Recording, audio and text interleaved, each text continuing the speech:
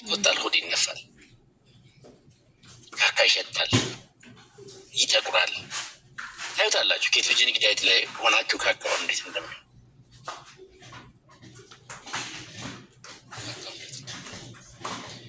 ሁለተኛው ነገር ለኒውትሪሽናል ዴፊሽንሲ ትጋለጣላችሁ፣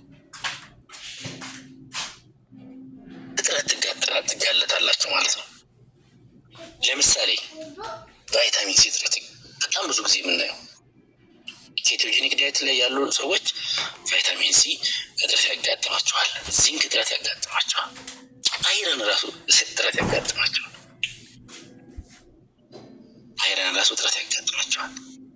ሌላው የካርቦሃይድሬት ቶለራንሳቸው ይወርዳል። ካርቦሃይድሬትን ድጋሚ መቋቋም ሰውነታቸው ካርቦሃይድሬትን እንዴት እንደሚጠቀም ይረሳዋል ማለት ነው። ስፔሻሊ ሎንግ ተርም አሁን በአጭር ጊዜ ምናምን ችግር የለው። ለአጭር ጊዜ ለሆነ ፐርፐዝ ኑሮን ችግሩን አንደርስታንድ አድርገን ያንን ነገር ለመፍታት አስበን ኬቶጀኒክ ዳይት የምናደርግ ከሆነ ያን ጎል ካሳካን በኋላ መለስ ወደ ኮምፕሊት ሆነ ምግብ ማለት ነው። ምግብ የሚለውን ዴፊኒሽን ወደሚያሟላ ነገር መመለስ አለብን። የሆነ ፐርፐዝ ፈልገ ነው ከሆነ ለዚያ ፐርፐዝ አንድ ስናደርገው ለአጭር ጊዜ ልናደርገው ይገባል ማለት ነው እንጂ እስከ መቼ ነው? ሁለተኛ ሰስተኔብልስ ነው ወይ? እስከ መቼ ልንጠቀሙ ነው? 1 ወር ነው? 2 ወር ነው? 3 ወር ነው? 1 ዓመት ነው? እስከ መቼ ነው? አይታችሁ ደግሞ ከሆነ የምትፈልጉትን ጎል ራሱ ለምሳሌ አሁን ካልማረገልን እናረጋጋለን ምናምን ከዛስ ከ2 ወር ከ3 ወር በኋላ አዲስ የመጣ ያገኛችሁ ጥቅም አለ ወይስ ሌላ አዲስ ነገሮች መጥፎ ነገሮች ይወጡ? ብዙ ጊዜ ትንሽ ቤኔፊት ታገኛላችሁ፣ እሷም ቀጥ ትላለች፣ ስታክ ታደርጋለች። ባለህበት ቀጥል ነው እንግዲህ። መሻሻል የሚባል ነገር የለም፣ እየተቀየረ የሚመጣ ነገር የለም። የሆነ ቦታ የተወሰነ ወይ ካልመሆኑ ሊሆን ይችላል። አይዘታይም በስተትም ይሆን ግን ኤኒ ካርብ እንግዲህ ኬቶጀኒክ ዳይት መጥፎነቱ ፍሩቶቹን አብዛኛዎቹን ያስወጣል።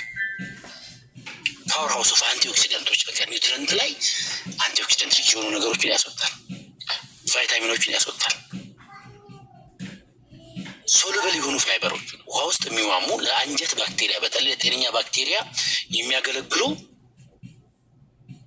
አሰሮችን ያስወጣል ማለት ነው። ግሬኖችን ያስወጣል። ይህ በሚከሰትበት ጊዜ የአንጀት ባክቴሪያዎች ሪሴት ያደርጋሉ ማለት ነው።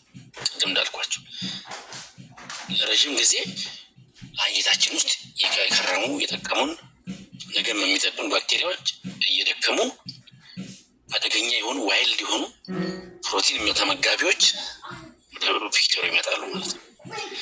ኢንሶሉብል ፋይበር ይሄ አትክልት ተመጋቢዎችም አሉ። ባይዘው ጤነኛ ባክቴሪያ ዋና ምግቡ ኢንሶሉብል ፋይበር። ሶሉብል ፋይበር ደግሞ በደንብ ያለው የተመሰላችሁ ሙዝ፣ ፓፓያ፣ የቅባት እህሎች፣ ጥራጥሬዎች፣ ጤፍ ውስጥ እንዳለ ግሪኖች ውስጥ ማለት ነው። ይህን ስለሚገድባቸው ቁጥራቸው እየደከመ ይመጣል ማለት ነው። ከዛ አውሬዎቹ ይመጣሉ ሆዳችሁ ውስጥ ስጋ በሊታ ባክቴሪያዎች ያድጋሉ። እነዚህ ደግሞ አሞኒያ ምናምን የሚያመርቱ ቅድም የነገርኳቸው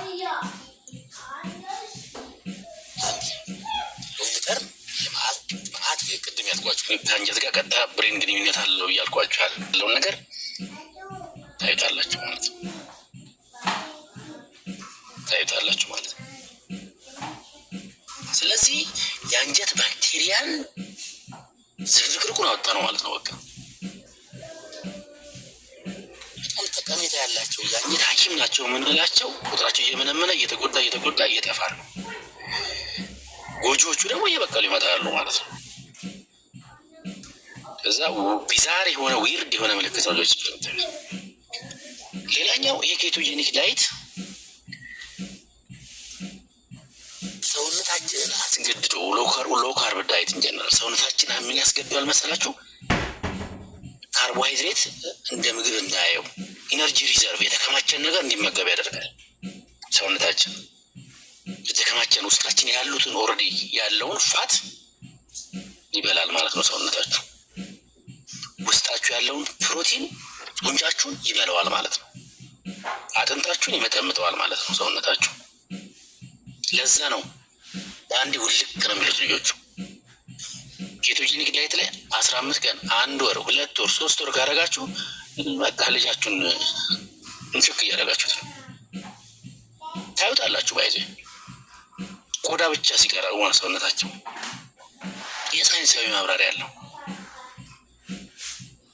ሳይንሳዊ ማብራሪያ ያለው ማለት ነው። ልክ ነው የሚሉት ሊትራሊ በጣም ክስት ነው የሚሉት እያያችሁ ማለት ነው።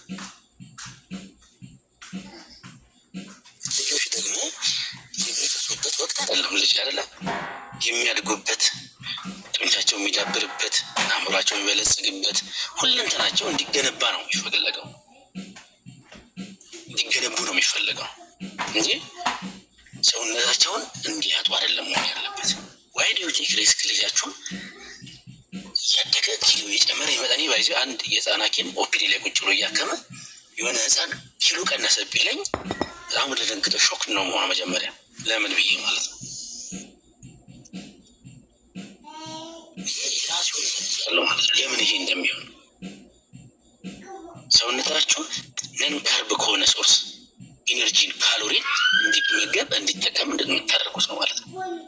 ለምሳሌ ትልቅ ሰው ከሆነ ኢንሱሊን ሬዚስታንስ ከሆነ ሜታቦሊክ ሲንድሮም ካለበት ውፍረት መቀነስ ከፈለገ ውፍረቱን እስከሚቀንስ ጊዜ ብቻ ኬቶጂኒክ ዳይት ያደርጋል። ለውፍረት አላማችን ማለት ነው። ያውም ጥሩ ስፖርት እየሰራ መስል ሉዝ እንዳያደርግ። ጡንቻ ባይዞ መጥፎ ነገር ነው። ጡንቻ መዳበር ነው ያለበት እንጂ በጭራሽ ጡንቻ ሉዝ ማድረግ የለበትም። ስለዚህ አሁን ልጆቻችሁ ስፖርት ጂም ሊገቡ ነው፣ ክብደት እየገፉ ነው፣ ኬቶጂኒክ ዳይት የሚያደርጉት። ጡንቻቸውን ይዩት፣ እጃቸውን ይዩት፣ እግራቸውን ይዩት። ሱሪያቸው አልሰፋም ወይ? እንኳን ሱሪያቸው ጫማቸው ነው የሚሰፋው። ያንን ጡንቻ ተመልሳችሁ እንዴት ነው የምትገነቡት? አንድ ሰው ጋር ጡንቻውን ሉዝ ካደረገ በኋላ ተመልሶ ሲወፍር ፋት ነው የሚያመጣው። ጡንቻ ድጋሚ ለማግኘት በጣም መስራት ያስፈልጋል። ስፖርት መስራት ያስፈልጋል። ጡንቻ እንደ አዲስ መዳበር መቻል አለበት። ጡንቻ ደግሞ ካልተነቃቃ፣ በቂ ፕሮቲን እየበላ ካልተነቃቃ፣ ብሬክ ዳውን ካልሆነ ድጋሚ አይፈጠርም ማለት ነው። የላላ ነው የሚሆነው ማለት ነው። ስለዚህ ጡንቻቸውን ሉዝ እናደርጋለን። ፋት በጣም ኢምፖርታንት። በተለይ ልጆች እኮ ፋት እኮ ባይዘ በጣም አሪፍ ነገር እኮ። እኔ ሰው ሁሉ ፋትን እንዴት ነው መጥፎ የሚያደርገው? ያው ኢነርጂ ሪዘርቭ አይደል እኮ። ፋት ጤነኛ ቦታ እንዲከማች ብቻ ነው የምንፈልገው። በቃ ቆዳ ስር እንዲከማች ጤነኛ ቦታ። የቪሰራል በሆድ ውስጥ ቪሰራ ኦርጋኖቻችን ዙሪያ ምናምን ካለ ነው። ኦርጋኖቻችን ውስጥ ሲሆን ነው ፋት መጥፎነቱ። ቆዳችን ስር ሌላ ቦታ የምናየው ጤነኛ ቦታ የተከማቸ ፋት እኮ በጣም ጠቀሜታ አለው። የሙቀት ምንጫችን እኮ ፋት ነው።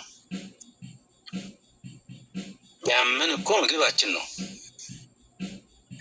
አንድ ቀጭን ሰውና ወፍራም ሰው ምግብ ከዓለም ላይ ቢጠፋ ቀጭኑ ቶሎ ድፍት የሚለው፣ ወፍራሙ ፋት ያለው ይቆያል ትንሽ። ያን ፋት ስለሚጠቀም አንድ እንደ ባንክ ብላችሁ አስቡት። ስለዚህ ኦርጋን ዙሪያ ጉበት ላይ፣ በጉበት ዙሪያ፣ አንጀት ዙሪያ፣ በኩላሊት ዙሪያ፣ ቆሽት ውስጥ ቆሽት ዙሪያ ካለ ነው የሚያሳስበን ማለት ነው። ስለዚህ ስፖርት ሳይሰሩ ኬቶጂኒክ ዳይት ላይ መሆን አይመርጥልሽም። ፋቱንም ፕሮቲኑም ሙሉ ምሳሌ የብቻ ሳይሆን ኒውትሪንት ዴፊሽንሲስ የብቻ ሳይሆን ቦን ሚነራል ዴንሲቲ የአጥንት ጥቅጥቅ መሆን ሲገባው አሁን በልጅነት መሰላችሁ። የእንስሳትም የሰውን ባህሪ ልንገራችሁ። ልጅ ስንሆን ምንድን ነው በልጅነት መሯሯጥ፣ መስለል፣ ምን በቃ እንደዛ አይነት ባህሪ እኮ አለ።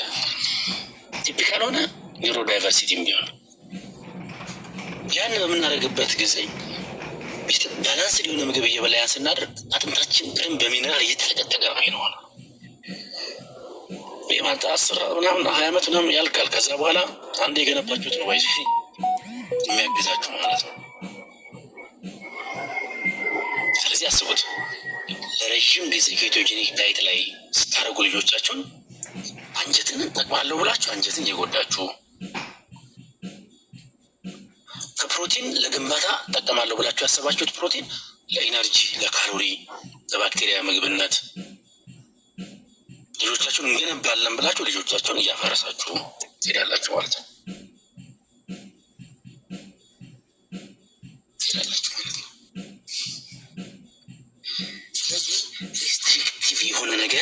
ለረዥም ጊዜ በጭራሽ እንዳትሞክሩት። አዋቂም ትልቅ ነው። ፕሮቲንን በአግባቡ እንዲገነባን ከፈለገን በቂ ኢንሱሊን ሰውነታችን ውስጥ እንዲመነጭ ማድረግ አለብን ማለት ነው። ዘኦኒግ ሜካኒዝም እሱ እንደው ካርቦሃይድሬት አኝከን ስንወጥ አንጀታችን ጨጓራችን ልክ ካርቦሃይድሬቱ ሲነካ ኢንክሪቲንስ የሚባሉ ከአንጀት አካባቢ የሚመነጩ ሆርሞኖች አሉ። ኢንክሪቲንስ ይባላሉ። እነዚህ ካርቦሃይድሬትን ሲያዩ ግሉኮስን ሲያዩ ያውም በደም ስር በሰጡ ግሉኮስን ራሱ ይመልስ አታዩ። ምግብን አኝካችሁ ስትውጡ ካርቦሃይድሬትን አኝካችሁ ስትውጡ በአንጀት ውስጥ በጨጓራ ውስጥ ይህንን ሲግናል አይቶ የሚመነጭ ኢንክሪቲንስ ከአንጀትና ከጨጓራ አካባቢ የሚመነጭ ኢንክሪቲንስ ቆሽትን ኢንሱሊን እንዲያመርት ያደርገዋል። ዊዛውት ኢንሱሊን ግንባታ የለም ባይዞ የሰውነታችሁ ውስጥ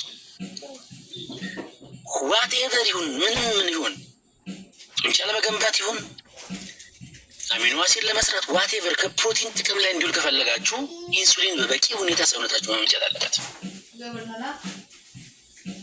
ኢንሱሊን ቀነሰ ማለት ወይ ለሆኑ ማለት ሰውነታችሁን መገንባት ሳይሆን ማፍረስ ነው የሚጀምረው። ሰውነታችሁ ዩ ኒድ ካርብስ ኢስ መስት ባይዞ ካርቦሃይድሬት መስት ነው ግንባታ የምትፈልጉ ከሆነ ማለት ነው። አላማችሁ ሰውነታችሁን እያደራጃችሁ እየገነባችሁ መሄድ ከሆነ የምትፈልጉት ኢንክሪቲንስ መመረት አለባቸው። እሱ ሲመረቱ ነው የኢንሱሊን ምንጭ አክሰንቹዌት የሚያደርገው ማለት ነው።